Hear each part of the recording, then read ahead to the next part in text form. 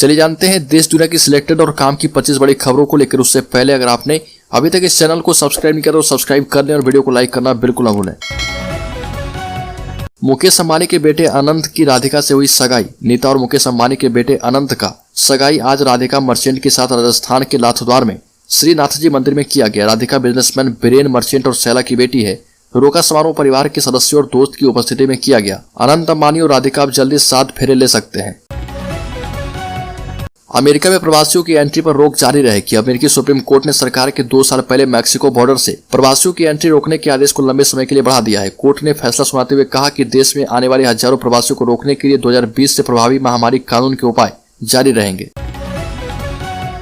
Scotland में बनेगा भारतीय सैनिकों के लिए मेमोरियल। वर्ल्ड वार में लड़े 40 लाख सैनिकों के योगदान को बताएगा। स्कॉटलैंड के ग्लासगो शहर में पहले और दूसरे विश्व युद्ध में लड़ने वाले भारतीय सैनिकों के लिए मेमोरियल बनाया जाएगा और इसमें दोनों विश्व युद्ध में ब्रिटेन की तरफ से लड़े 40 लाख से ज्यादा भारतीय सैनिकों के योगदान को दर्शाया जाएगा।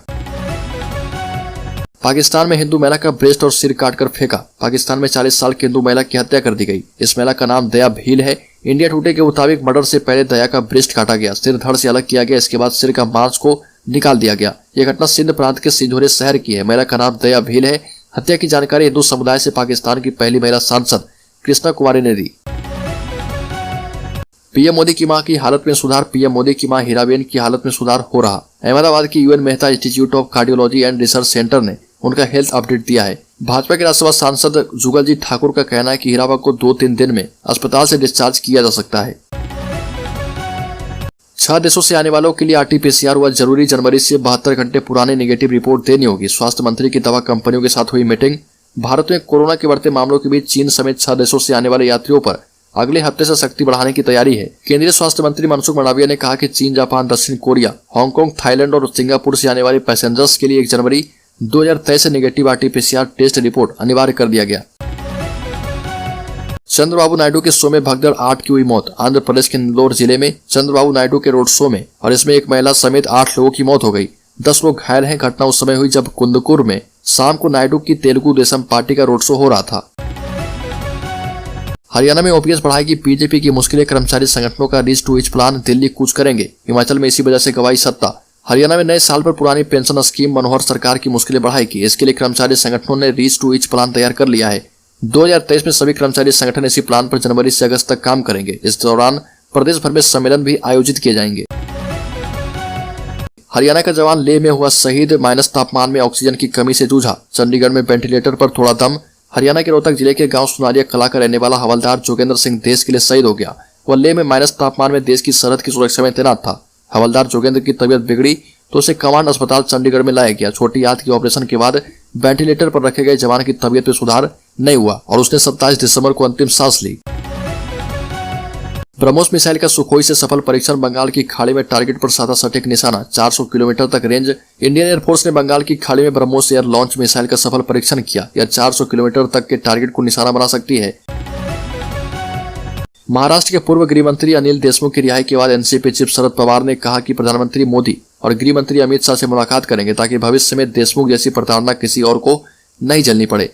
रिपोर्ट्स के मुताबिक उन्होंने मीडिया से बात करते हुए कहा कि जांच एजेंसियों ने सत्ता का गलत इस्तेमाल कर देशमुख और शिवसेना नेता संजय राउत को गिरफ्तार किया था।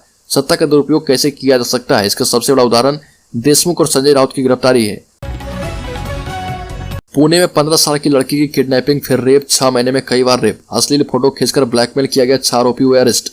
महाराष्ट्र के पुणे शहर में 15 साल की लड़की से गैंगरेप का मामला सामने आया। पुलिस ने सभी आरोपियों के खिलाफ पॉक्सो एक्ट पर केस दर्ज किया है। अधिकारियों ने कहा कि मामले में आगे भी जांच की जा रही है और इसमें मुख्य आरोपी अनिल यादव है जो कि फरार चल रहा। यूपी सरकार निकाय चुनाव में ओबीसी आरक्षण को लेकर सुप्रीम कोर्ट पहुंची। 2 जनवरी को होगी सुनवाई। यूपी सरकार ने निकाय चुनाव को लेकर सुप्रीम कोर्ट में SLP यानी विशेष अनुज्ञा याचिका दायर कर दी है।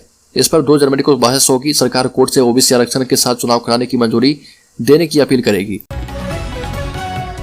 अब देश में शहर राज्य से दूर होने पर भी डाल पाएंगे वोट। चुनाव आयोग का रिमोट वोटिंग सिस्टम तैयार। 16 जनवरी को डेमो। चुनाव आयोग ने घर से दूर रहने वाले मतदाता के लिए रिमोट वोटिंग सिस्टम RVM तैयार कर लिया है। ईसी ने इसकी घोषणा की है। रिमोट इलेक्ट्रॉनिक वोटिंग मशीन यानी RVM की मदद से अब घर से दूर किसी दूसरे शहर और राज्य में रहने वाले वोटर विधानसभा लोकसभा चुनाव में वोट डाल पाएंगे। यानी वोटिंग के लिए उसे अपने घर नहीं आना पड़ेगा। आयोग 16 जनवरी को सभी राजनीतिक दलों को इस RVM का लाइव डेमोन्स्ट्रेशन देगा। राहुल गांधी ने 2020 से 113 बार तोड़े सुरक्षा नियम, सीआरपीएफ ने गृह मंत्रालय को बताया। कांग्रेस ने सुरक्षा में चूक की शिकायत की थी। Central reserve police force CRPF ने राहुल गांधी की सुरक्षा चूक मामले में गृह मंत्रालय को जवाब सौंपा है।